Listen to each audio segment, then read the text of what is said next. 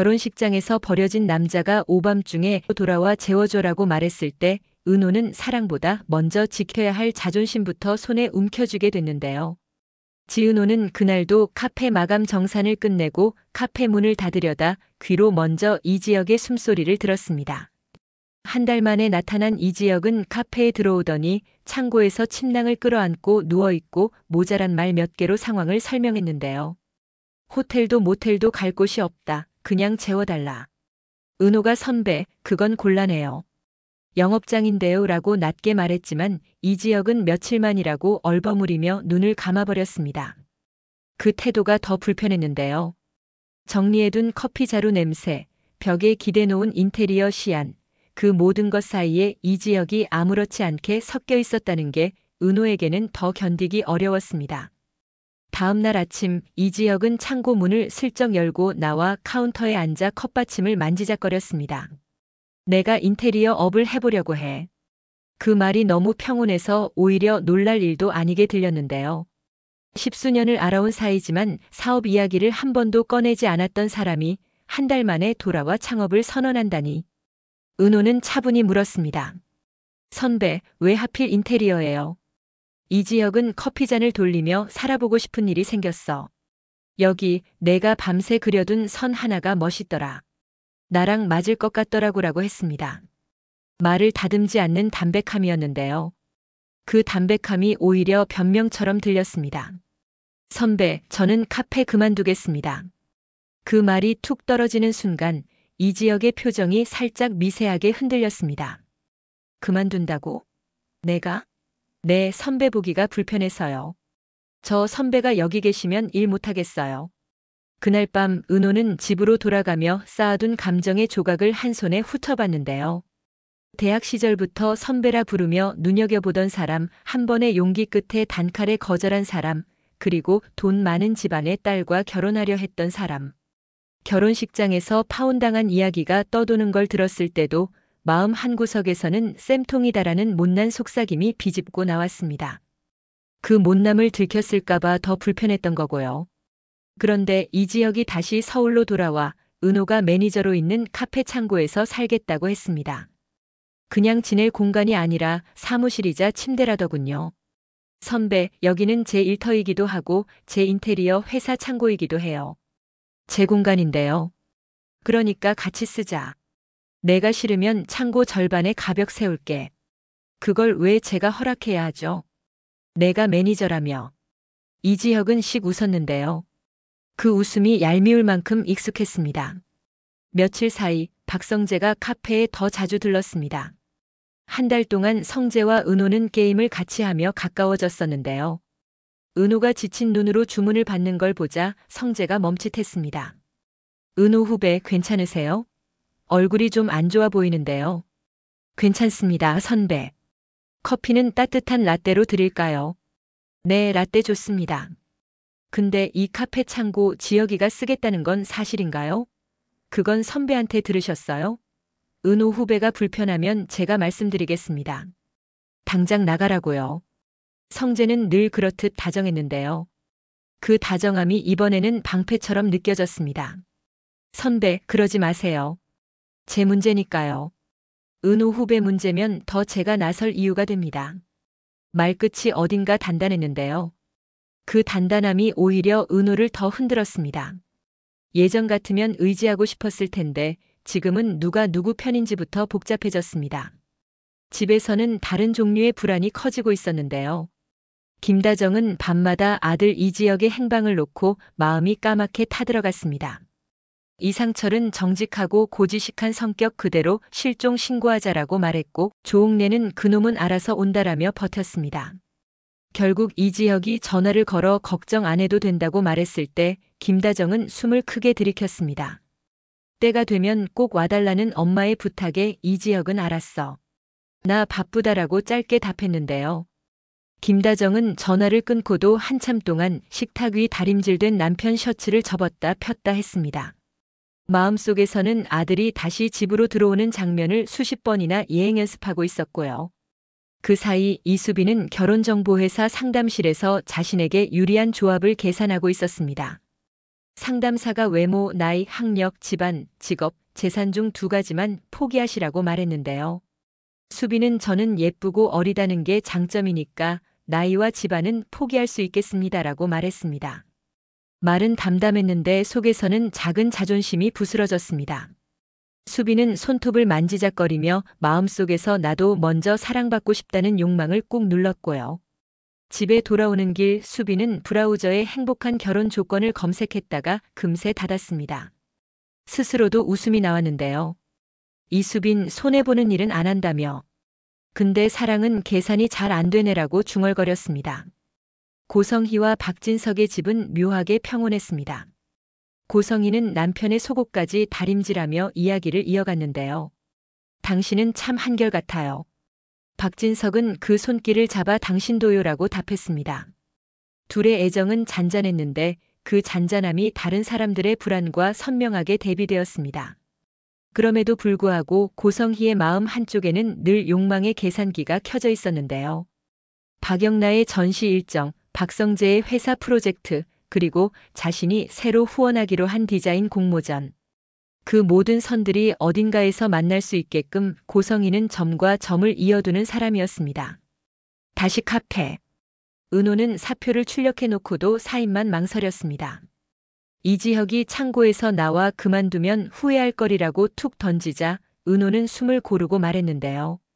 선배, 저는 이 공간을 지키고 싶어요. 제가 이 카페를 사랑해서가 아니라 여기서 제 일과 제 시간을 지켜왔거든요. 그럼 같이 지키자. 같이요? 내가 싫어하는 나랑. 이지혁은 진심인지 농담인지 모를 어조로 말했습니다. 난 내가 불편한 거 알아. 근데 불편함이 늘 진실이라는 보장은 없잖아. 내가 날 싫어해서 불편한 건지, 내가 날 아직 좋아해서 불편한 건지, 그건 내가 더 알겠지. 그 말이 은호의 귓속을 뜨겁게 스쳤습니다. 선배, 그 말은 너무하네요. 너한테만 너무하자. 은호는 분노와 슬픔이 함께 올라오는 걸 눌렀습니다. 선배, 저는 선배가 제 감정을 함부로 확인하려 드는 게 싫습니다. 확인하는 게 아니라 써먹으려는 거야. 우리 사업에. 뭐라고요? 너랑 나 같이 인테리어 하자. 내 감각은 살아있고 내 실행은 빠르거든. 감정이야 엉망이어도 작업은 정확하면 되지. 바로 그때 박성재가 카페 문을 열고 들어왔습니다. 은호 후배, 오늘도 게임 한 판 하실래요? 분위기를 읽고는 가볍게 미소를 접었는데요. 아, 죄송합니다. 분위기가 제가 나중에 다시 오겠습니다. 괜찮습니다, 선배. 지금 오셨어도요. 은호가 밝게 말했지만 성재는 이지혁과 눈을 마주쳤습니다. 둘 사이에는 오래된 우정과 이제 막 생긴 균열이 얇은 유리처럼 깔려 있었는데요. 성재가 낮게 말했습니다. 지혁아, 너 정말 여기서 지낼 거냐? 응. 은호 후배가 불편해하는 거 보이잖아. 보여. 그럼 왜? 살아보고 싶은 게 생겼다고 했잖아. 성재는 한숨을 짧게 내쉬었습니다. 내가 파혼당하고도 다시 똑같은 방식으로 누군가의 마음 위에 눕는구나. 이지혁은 웃지도 화내지도 않았는데요. 이번엔 다르지. 마음 위가 아니라 바닥이야. 시멘트 바닥. 내가 눕는 건 바닥이고 마음은 내가 더 잘 보는 거잖아. 성재는 말없이 고개를 끄덕였고 그 끄덕임에는 오래된 우정의 피로가 섞여 있었습니다. 그 주말 첫 번째 의뢰가 들이닥쳤습니다. 의뢰인은 카페 단골로 작은 주택을 작업실로 바꾸고 싶다 했는데요. 도면을 펴놓고 보니 구조는 단순했지만 예산이 빡빡했습니다. 은호는 선배, 이 예산이면 가벽 대신 가구 배치로 동선을 나눠야 해요라고 말했고 이지혁은 가능해. 소재는 저렴하되 마감은 깔끔하게. 내가 선택해라고 답했습니다. 말하는 방식이 익숙해서 이상했는데요. 마치 오래같이 일한 팀 같았습니다. 일을 설명하고 서로의 역할이 부딪힐 때마다 작은 다툼이 생겼고 그 다툼이 끝날 때마다 묘한 안도감이 남았고요. 그날 밤 은호는 스스로 놀랄 만큼 솔직한 메시지를 보냈습니다. 선배, 오늘은 같이 일한 거 괜찮았어요. 답장은 짧게 왔습니다. 알아. 그 단답이 또 얄미웠는데요. 얄미움을 닮은 안심이 함께 오더라고요. 하지만 편안함은 오래 머물지 않았습니다. 프로젝트 견적서를 제출하려던 날 건물주가 갑자기 카페에 나타나 임대차 계약 연장을 미루자고 했는데요. 이유를 묻자 얼버무렸지만 금세 소문이 돌았습니다. 이지혁이 결혼하려 했던 재벌가와 얽힌 어른들의 교차 관계, 그리고 그 집안이 이 동네 부동산에 꽤 영향력을 갖고 있다는 이야기였습니다. 박진석의 오래된 경쟁자 한 사람이 카페 건물주와 친하다는 얘기도 곁들여졌고요. 선배, 혹시 저 때문에? 은호가 조심스럽게 묻자 이지혁은 단호히 잘랐습니다. 아니야. 내 탓으로 돌릴 일 아니야. 그럼 누구 탓인데요? 내 탓이지. 왜요? 나를 쌤통이라 생각하는 사람이 너 말고도 많거든. 은호의 가슴이 순간 저렸습니다. 들킨 마음 탓이었는데요. 선배, 저는 그런 마음이 없다고는 못하겠어요. 근데 그게 선배를 망하게 하자는 건 아니었는데요. 알아. 이지혁은 웃었습니다. 그래서 괜찮아. 바로 그날 밤 첫 번째 심리적 클라이맥스가 찾아왔습니다. 견적서 마감 시간을 넘기기 직전 박성재가 예상치 못한 도움을 제안했는데요. 은호 후배, 제가 회사 R&D 라운지 리모델링 예산을 검토 중입니다. 외부 공모로 열어둘 수도 있고요. 조건이 맞으면 파일럿로 소규모 존 리뉴얼을 맡길 수 있습니다. 은호의 눈이 커졌습니다. 선배, 그건 큰 기회인데요. 내가 원하면 내가 내부적으로 길을 좀 만들어 볼게. 이지혁은 즉시 고개를 저었습니다. 성재야, 그건 내 입장 난처하게 만든다. 하지마. 그러자 성재가 고개를 들었습니다. 내 입장은 내가 정합니다. 다만 조건은 하나입니다. 은호 후배가 동의할 것. 그리고 지영, 너 여기서 벗어나고 싶어서 하는 건 아닐 것. 묘하게 각 잡힌 세 문장이 공중에서 서로를 겨누고 있었는데요. 은호는 천천히 고개를 끄덕였습니다. 저 해보고 싶습니다. 두 번째 클라이맥스는 예상 밖의 곳에서 터졌습니다. 박영나의 전시장 앞에서 그녀를 따라온 스토커가 재등장했는데요. 이지환이 막아서며 꺼져라고 소리쳤고 몸싸움으로 번지기 직전 경찰 사이렌이 울렸습니다. 그 현장에 우연히 있던 고성희는 손을 꽉 쥐었는데요. 자신의 딸을 다시 위협하는 힘이 어디에서 비롯되는지 오래된 인맥의 지도를 떠올렸습니다. 그리고 그 인맥의 한가운데에 남편 박진석의 과거 거래처 중 하나가 떠올랐습니다. 고성희는 집에 돌아와 박진석에게 조용히 물었습니다. 당신 예전에 그 사람과 거래했던 적 있죠? 박진석은 잠시 침묵하다가 고개를 끄덕였습니다. 깨끗한 사람은 아니었지. 그 사람이 우리 딸 전시장에 나타났습니다. 박진석의 눈빛이 단단해졌습니다. 정리하지. 잔잔하던 그 집의 공기가 그날만큼은 살얼음 같았는데요. 한편 이지환은 경찰서에서 진술서를 쓰며 마음 한편이 다르게 떨렸습니다. 자신이 지키고 싶은 사람이 또렷해지는 떨림이었고요. 영나 씨, 오늘은 제가 끝까지 데려다 드릴게요. 박영란은 고개를 끄덕였고 두 사람 사이에는 천천히 믿음이 쌓이기 시작했습니다. 세 번째 클라이맥스는 프로젝트 프레젠테이션 당일 펼쳐졌습니다. 카페에서 밤새 만든 모형과 패널, 은호의 디자인 설명, 이지혁의 공정 계획이 매끄럽게 이어졌는데요. 심사위원들 앞에 서자 손이 조금 떨렸습니다. 이지혁이 아주 작은 목소리로 속삭였습니다. 떨려? 조금요, 선배. 괜찮아. 내가 제일 잘해. 그리고 놀랍게도 그 한마디가 심장에 안정을 줬는데요. 발표는 무사히 끝났고 예산 조율만 남겨두었습니다. 복도에서 기다리던 박성재가 다가와 조용히 말했습니다. 은호 후배 정말 멋졌습니다. 감사합니다, 선배. 지혁아, 너도. 당연하지. 이 짧은 호흡 사이로 서로를 향한 복잡한 마음들이 얇은 종이처럼 겹쳤습니다. 찢을 수도 접을 수도 있게요. 바로 그때 건물주에게서 문자가 왔습니다. 임대 연장 보류. 다른 임차인과 협의 중. 얼핏 보면 건조한 문장이었는데 실은 경고였는데요. 이지혁은 문자창을 보다가 휴대폰을 주머니에 넣었습니다. 나 오늘 집에 잠깐 다녀올게. 김다정에게 들르기로 한 건 약속을 지키기 위해서였고요. 집에서는 이상철과 조옥래, 김다정, 김장수가 다 모여 있었습니다. 김장수는 손주를 보며 사람은요 하고 싶은 일 있으면 해야지라고 웃었고 조옥래는 근데 집에는 들어와 잘하라고 덧붙였습니다. 이상철은 한마디 했습니다. 내가 책임질 수 있으면 해라. 근데 책임진다는 말 아무데나 붙이지 마라.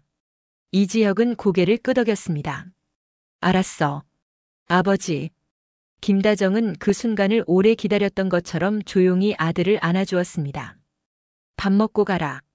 그 밤 가족의 밥상이 희미한 등대처럼 마음을 비췄는데요. 돌아 나오는 길 이지혁의 발걸음은 조금 더 단단해졌습니다. 다음 날 은호는 새벽에 카페에 먼저 나와 창고를 열었습니다. 이지혁의 침낭이 가지런히 개켜져 있었고 그 옆에 스케치북과 공정표가 나란히 놓여 있었는데요. 깔끔하게 정리된 메모 한 장. 오늘 내가 싫어할 일 3가지 1 견적 조정, 2 가벽 소재 변경, 3 내고집. 그래도 해보자. 은호는 혼자 웃었습니다. 선배, 이런 메모는 좀 귀엽네요. 그 순간 마음이 아주 조금 풀렸는데요. 행복은 아니었고 조건부 평화 같은 감정이었습니다. 결정적인 반전은 예상하듯 그리고 의도와 다르게 성재의 회사에서 왔습니다. 내부 심사 과정에서 외부 리뉴얼 파일럿이 특정인에게 유리하게 흘러갔다는 익명의 민원이 접수됐는데요. 문장 사이사이에 이지혁의 이름이 보였습니다. 실제로는 은호의 포트폴리오가 점수를 받은 것이었지만 사람들은 정답보다 소문을 더 사랑했습니다. 박성재는 즉시 대응했습니다. 모든 절차는 정당했고 심사위원단은 사내외로 구성되었습니다. 그러나 그의 말은 곧장 흔들렸는데요. 건물주 문제, 재벌가와의 얽힘, 파혼 루머. 퍼즐 조각이 전혀 관련 없는 모양임에도 멀리서 보면 어쩐지 딱 맞아 보이는 착시가 생겼습니다. 은호는 죄책감과 두려움 사이에서 흔들렸습니다. 선배, 제가 물러날까요? 이지혁은 고개를 저었습니다. 아니, 내가 물러나면 그게 더 쉬운 이야기로 끝나. 쉬운 이야기요? 능력 없는 여자가 100으로 들어왔다. 그런 이야기. 은호는 입술을 꽉 깨물었습니다. 저 그 이야기 싫은데요. 나도. 그날 밤 성재가 은호를 불렀습니다. 은호 후배. 네 선배. 제가 솔직히 말씀드리면 질투가 납니다. 은호는 놀랐습니다. 저요? 네. 지역을요. 성재는 고개를 들었습니다. 은호 후배가 지역을 보는 마음이 아직 조금 남아있다는 걸 제가 알아버렸습니다. 그래서 제가 자꾸 어른스럽게 굴려고 하다가도 마음이 흔들립니다. 은호는 한참을 침묵하다 조심스럽게 말했습니다. 죄송합니다, 선배. 저는 선배께 빚지고 싶지 않았는데요. 빚 아닙니다. 다만 은호 후배가 저를 바라보는 시간이 조금만 더 길어졌으면 좋겠습니다. 그의 말은 부탁 같았고 선언 같았고 작별의 예고 같기도 했는데요. 은호는 고개를 끄덕였습니다. 저 노력해 볼게요. 선배. 감사합니다, 은호 후배. 그 다음 주 프로젝트 결과가 나왔습니다. 작은 주택 작업실 리모델링은 통과, 파일럿은 보류. 절반의 승리였는데요. 이상하게도 모두는 안도했습니다. 시작할 수 있는 작은 것부터 해보자 라는 의미였으니까요. 첫 공사날 이지혁은 작업복 소매를 걷고 말했습니다. 오늘 끝나고 밥 먹자. 은호는 슬쩍 웃었습니다. 선배가 사시는 건가요? 그럼. 전 비싼 거 먹을 건데요. 비싸게 먹어. 그 대화는 아무 의미도 없는 농담 같았는데 실은 거대한 의미를 품고 있었습니다. 서로에게 다시 말을 건네기로 한 약속 같은 거였거든요. 마지막으로 조용하지만 깊은 금이 하나 더 생겼습니다. 건물주가 임대차 연장을 미루던 이유가 결국 드러났는데요. 카페 건물 바로 옆 필지에 대형 갤러리 겸 복합 문화 공간을 세우려는 계획이 있었고 그 계획의 뒤에는 박진석의 오래된 경쟁자가 있었습니다. 우연히도 그 경쟁자의 조카가 이지혁의 전 약혼녀였습니다. 선들이 이렇게도 엮일 수 있구나 싶을 만큼 촘촘했는데요.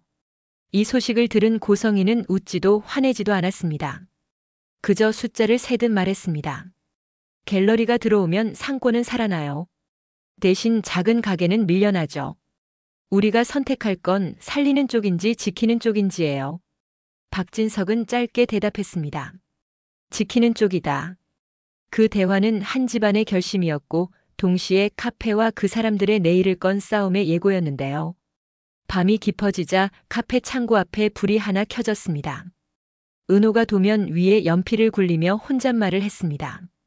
선배, 저는요, 여기가 좋아요. 제가 지켜왔던 시간들이 여기 다 있어서요. 그 말이 창고 벽을 타고 흘러들어가 이지혁의 귀에 닿았습니다. 이지혁이 문틈으로 대답했습니다. 나도. 그래서 여기서 다시 살아보려는 거야. 잠시 침묵이 이어졌고 두 사람이 같은 생각을 했습니다. 사랑이든 우정이든 감정은 늘 계획보다 느리고 공사보다 복잡하다는 것. 그래서 더 오래 가려면 서두르면 안 된다는 것. 하지만 세상은 기다려주지 않는다는 것. 다음 날 아침 카페에는 이상한 평화가 있었습니다. 커피 향은 평소보다 묵직했고 사람들은 조금씩 더 오래 머물렀습니다. 박성재가 들어와 말했습니다. 은호 후배. 네, 선배. 오늘 저녁 게임 말고 산책 어떠세요?